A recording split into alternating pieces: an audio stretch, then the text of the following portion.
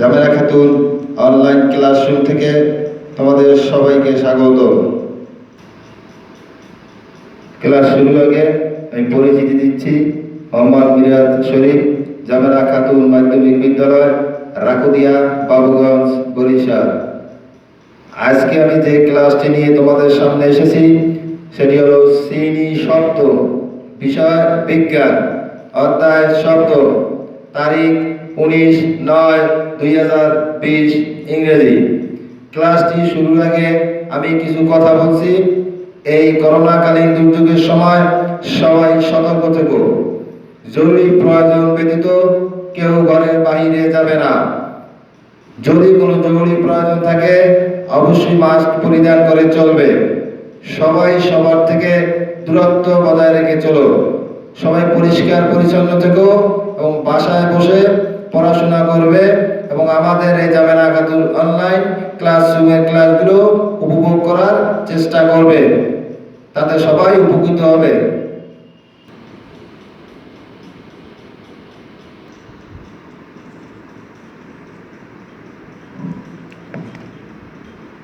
সবাই সুন্দর করে ছবিটি দেখো, চিন্তা করে বলো। সৌর বিদ্যুতে ফ্যান ঘুরছে। মানে বর্তমান যুগে সৌর বিদ্যুৎ যেটি সূর্যের আলো থেকে তাপ উৎপাদন করে বা কারেন্টের সৃষ্টি হয়, তা থেকে ফ্যান চালানো যায়। দ্বিতীয় ছবিটি গ্যাস দ্বারা রান্না হচ্ছে। আমরা যে গ্যাস দ্বারা রান্না করি সেই খাবার আমরা খেয়ে বেঁচে থাকি। গ্যাস দ্বারা রান্না করা যায়। সুতরাং বলা যায় সৌর বিদ্যুৎ এবং গ্যাস আমাদের খুব উপকৃত দুইটি জিনিস।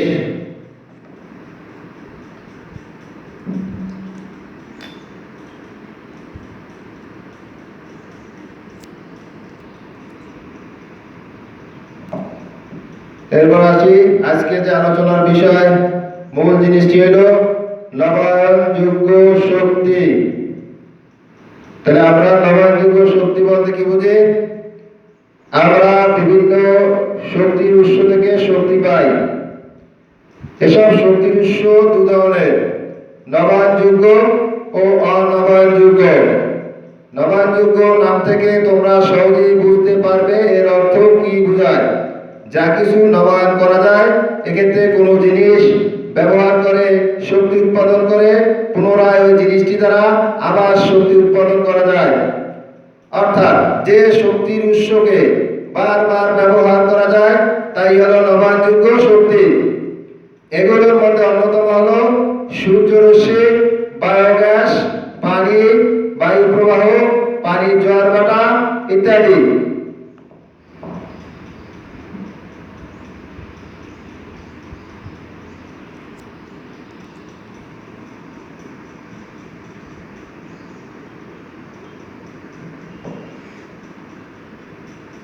এইখানে ফলো করার গুরুত্বপূর্ণ জিনিস যা আছে, শিখন ফল, অর্থাৎ এই পাঠ শেষে শিক্ষার্থীরা যা যা শিখতে পারবে। নবায়নযোগ্য শক্তি কি তা বলতে পারবে। বিভিন্ন প্রকার নবায়নযোগ্য শক্তির উৎস বলতে পারবে।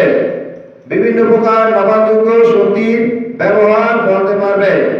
তোমরা যদি সুন্দরভাবে ক্লাসটি উপভোগ করো তাহলে অবশ্যই এগুলোর অ্যান্সার তোমরা নিজেরা দিতে পারবে।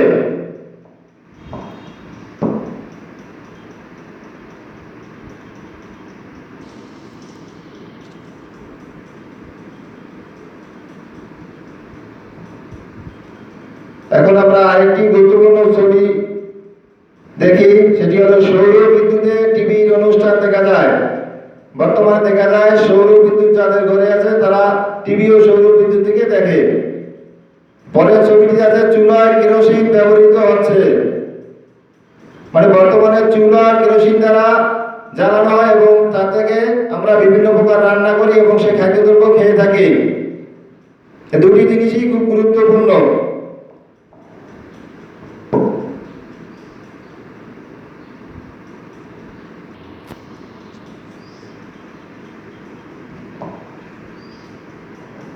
তোমরা এবার ফলো করো নবায়নযোগ্য শক্তি এবং এর উৎসগুলো কি কি।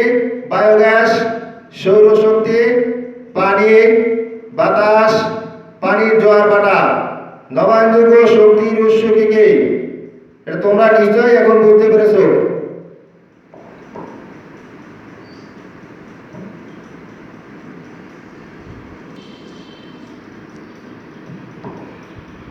আমরা আরো ভালোভাবে বোঝার জন্য একটি ভিডিও পর্যবেক্ষণ করব। এটি হলো বায়োগ্যাস। বায়োগ্যাস থেকে কিভাবে আমরা উপকৃত হই এবং কি কি কাজ করা যায়, যা আমাদের জীবনকে খুব সুন্দর করে। সুতরাং আমরা ভিডিওটি খুব মনোযোগ দিয়ে উপভোগ করি।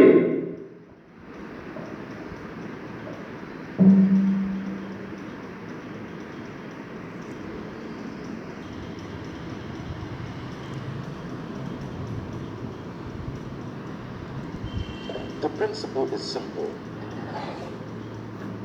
Cow manure is collected and put in the inlet box. Water is then added.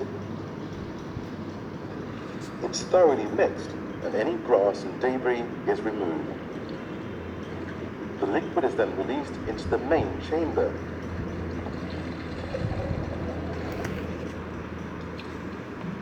Here it goes through a process called anaerobic digestion. This releases biogas, which is primarily methane. The gas builds up at the top of the chamber and pressure forces it into a pipe, which then leads the gas to the kitchen for cooking. It could also be used for lighting. But there's another very useful output from this process: the slurry from the digested material. This odorless substance is rich organic manure. It's forced out of the biogas plant through fermentation and can be used to fertilize vegetables, fodder grasses, crops, and fruits.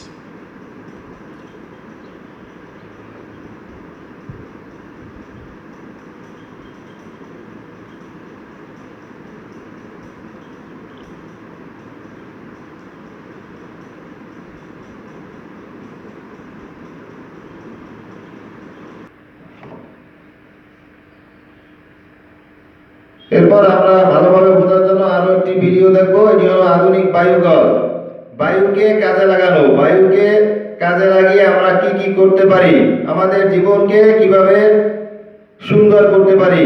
সুতরাং সবাই এই ভিডিওটি মনোযোগ দিয়ে দেখবে, সবার উপকারে আসবে।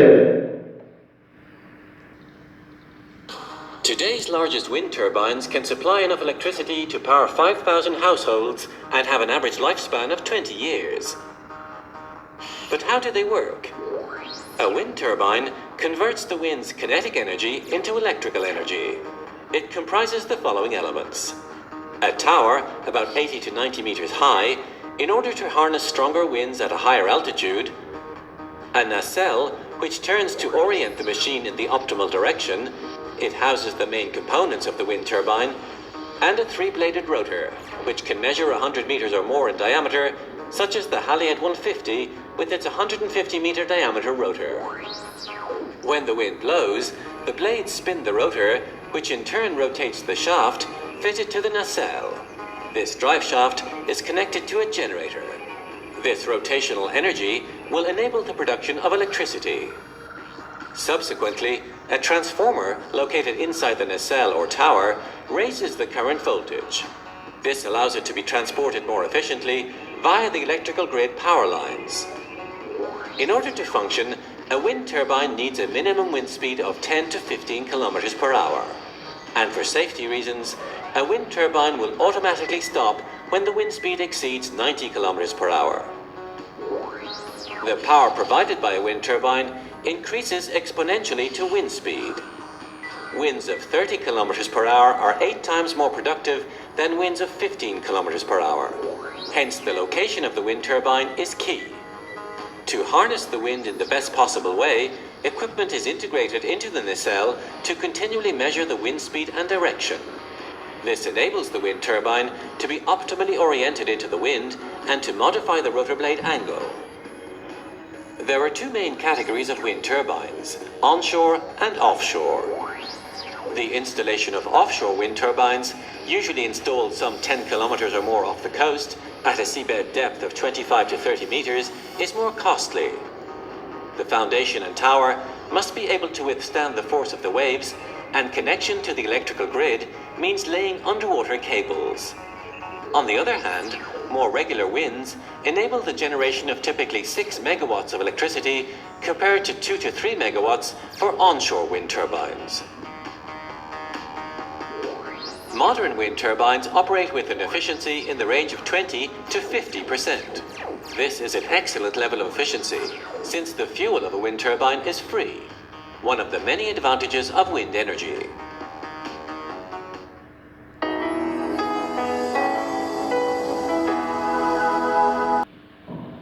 এরপরে জিনিসটি সবাই গুরুত্ব সহকারে ফলো করো। কি লেখা আছে? জোড়ায় কাজ, সময় 5 মিনিট। প্রশ্নটি হলো বায়োগ্যাসকে নবায়নযোগ্য শক্তি বলা হয় কেন? আবার বুঝো প্রশ্নটি। বায়োগ্যাস যেটি আমরা ব্যবহার করি এটিকে কেন নবায়নযোগ্য শক্তি বলা হয় এবং বায়োগ্যাস উৎপাদনে কি কি ব্যবহৃত হয়? কি কি প্রোডাক্ট দ্বারা বায়োগ্যাস উৎপাদন করা হয়? প্রশ্নটি খুব ভালোভাবে বুঝবে এবং সবাই অ্যান্সার দিতে চেষ্টা করবে। যদি কেউ না বুঝো কমেন্ট বক্সে উল্লেখ করবে, সামনের ক্লাসে আমি উত্তরটি দিতে চেষ্টা করব। এবার আরেকটি ভিডিও দেখবো, পানির জোয়ার ভাটা। এটার সাথে সবাই আমরা পরিচিত। পানি যখন বেড়ে যায় তখন জোয়ার এবং আবার যখন কমে যায় তখন ভাটা। এটা আমাদের জীবনের সাথে অঙ্গাঙ্গিভাবে জড়িত। সুতরাং ভিডিওটি আমরা ফলো করি।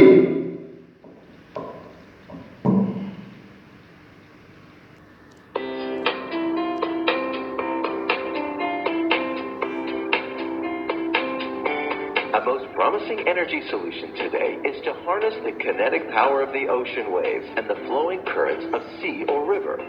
Many projects are underway and they claim to generate enough electrical energy for millions of homes without burning fossil fuels. These forces of nature are free, steady, and predictable.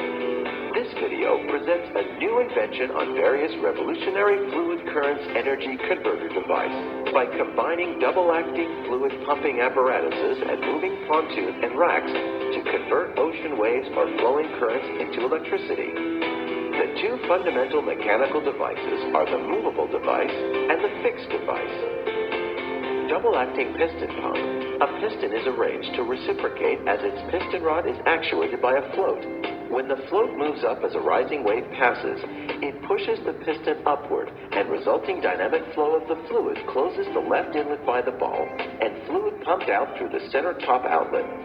At the same time, it causes fluid to flow through the right-hand inlet into the chamber. When the float moves down, it pulls the piston downward, and partial vacuum generated at the left-hand inlet causes the top left ball to open and allow the fluid to flow in. At the same time, fluid pressure on the lower side of the piston becomes higher, and it causes fluid to flow through the bottom channel into the right-hand chamber and pump out through the center top outlet. Based on the fundamental piston reciprocates working principle, many designs of energy converter can be configured. In this example, a submerged pump is operated to pump water to an elevated storage tank.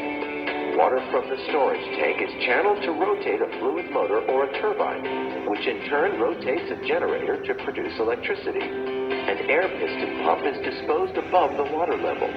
The accumulator and flow control valve help to maintain a more constant airflow to drive a turbine and a generator. This design is integrated to operable both air and water piston pump.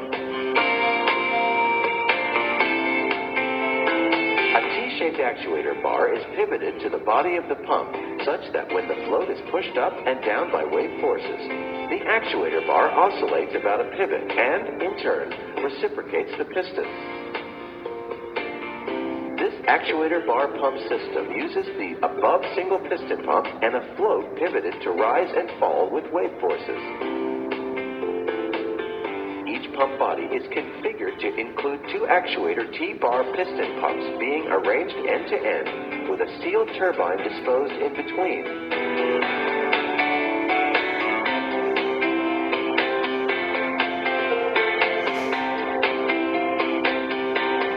The piston of two pumps is interconnected and is linked to a floating pontoon. Now, a paddle is pivoted on the pontoon, such that when the ocean undercurrents oscillate the paddle, it reciprocates two pistons to pump air and water in a double-acting manner. This design oscillates the actuator T-bar.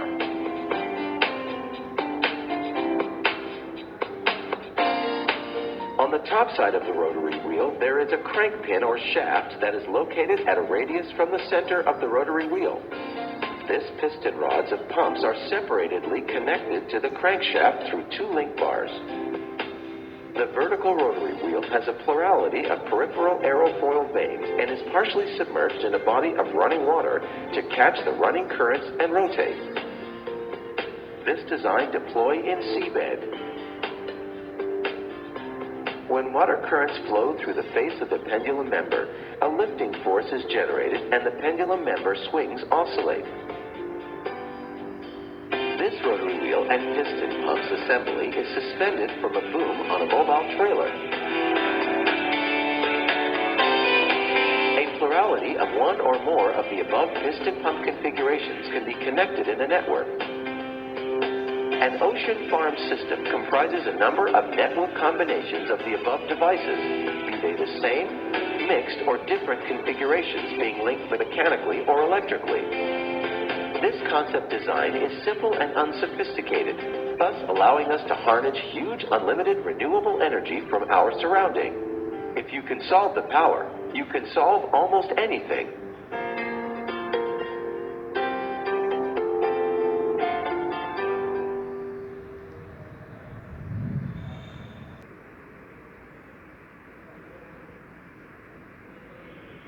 আমরা follow করি কি লেখা আছে দলগত কাজ সময় 10 minute আমরা নবায়নযোগ্য শক্তি ব্যবহারের জন্য বেশি বেশি ভাবছি কেন অর্থাৎ আমরা কেন নবায়নযোগ্য শক্তি ব্যবহারের কথা ভাবছি এবং দ্বিতীয় প্রশ্নটি নবায়নযোগ্য শক্তি কি কি কাজে ব্যবহার করা হয় অর্থাৎ নবায়নযোগ্য শক্তি দ্বারা আমরা কি কি করি বা এটি আমাদের কি কি কাজে আসে প্রশ্নটি বোঝার চেষ্টা করবে তারপর উত্তর দিবে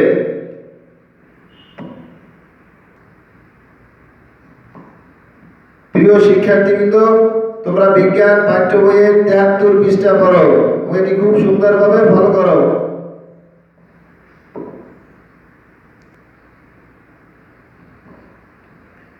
এখানে দেখলে কি লেখা আছে মূল্যায়ন প্রথম প্রশ্ন নবায়নযোগ্য শক্তি বলতে কি বোঝায় আবার বুঝো নবায়নযোগ্য শক্তি কাকে বলে বা বলতে কি বোঝায় যদি তোমরা ক্লাসটি সুন্দরভাবে দেখে থাকো অবশ্যই এর উত্তর দিতে পারবে দ্বিতীয় প্রশ্ন বায়োগ্যাসে কোন কোন কাঁচামাল ব্যবহৃত হয় অর্থাৎ বায়োগ্যাস কি কি দ্বারা তৈরি হয় 3 নম্বর প্রশ্ন আধুনিক মানুষ কেন বায়ুকলের কথা ভাবছে এটা দ্বারা বোঝা যায় বায়ুকল আমাদের কি কি উপকার করে তার উপকারিতা অর্থাৎ আপনাদের বর্তমান যুগের মানুষ বায়ুকলের কথা কেন ভাবছে প্রশ্ন নম্বর 4 নিচের কোনটি নবায়নযোগ্য শক্তি নয় ক বায়োগ্যাস খ পানি গ বায়ু আমরা দেখতে পাচ্ছি বায়োগ্যাস পানি এবং বায়ু তিনটি নবায়নযোগ্য শক্তি কিন্তু 4 নম্বর যেটা ঘ কয়লা এটি নবায়নযোগ্য শক্তি না পরে 4 এ আরো একটি প্রশ্ন আছে এটি হলো নিচের কোনটি সৃষ্টি বা ধ্বংস নেই শক্তির পানির বায়ুর বায়োগ্যাসের পানি কমে বাড়ে আবার এক জায়গা থেকে নিঃশেষ হয়ে যায় বায়ু কমে বাড়ে আবার দেখা যায় বায়ু কোনো জায়গায় কোনো বায়ু থাকে না আবার বায়োগ্যাস একটা সময় দেখা যায় যখন বায়োগ্যাস থাকে না অর্থাৎ গ্যাস সৃষ্টি হয় না কিন্তু শক্তি এর কোনো সৃষ্টি বা ধ্বংস নেই এটি তার জায়গায় অবস্থান করে সুতরাং এটির সঠিক উত্তর হবে শক্তি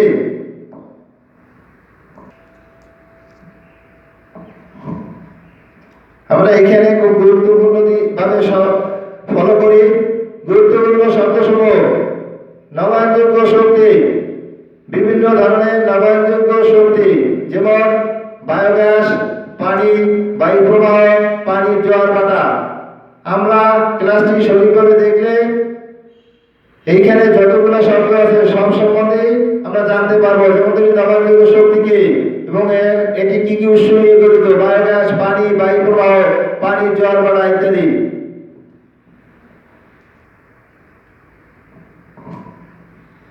এখন আমরা বাড়ির কাজ দেব বায়োগ্যাস বায়ু ও পানি নবায়নযোগ্য শক্তি কেন ব্যাখ্যা করো আবার বুঝো প্রশ্নটি বায়োগ্যাস বায়ু ও পানি নবায়নযোগ্য শক্তি কেন কেন এদের নবায়নযোগ্য শক্তি বলা হয় তোমরা ক্লাসটি থেকে বুঝে এর উত্তর দিতে পারবে এবং উত্তর দেওয়ার চেষ্টা করবে যদি উত্তর না দিতে পারো অবশ্যই কমেন্টস বক্সে লিখবে কোন জায়গায় তোমাদের সমস্যা সেটি আমি সমাধান দিতে চেষ্টা করবো ইনশাআল্লাহ।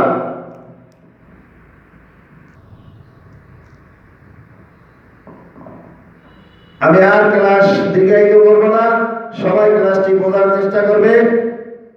যদি কারো কোনো সমস্যা থাকে অবশ্যই কমেন্ট বক্সে লিখবে, এবং কোনো ছাত্রছাত্রী যদি অন্য কোনো অধ্যায় নিয়ে সমস্যা থাকে, কোন অধ্যায়টা তোমাদের জরুরি দরকার সেটি কমেন্ট বক্সে লিখবে। আমি সামনের ক্লাসে সেটি উত্তর দিতে বা সেই ক্লাসটি নিতে চেষ্টা করবো ইনশাআল্লাহ।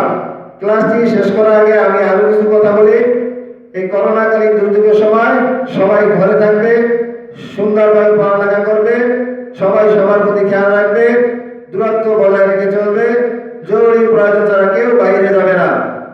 সবাইকে আজকের ক্লাস দেখার জন্য ধন্যবাদ। খোদা হাফেজ।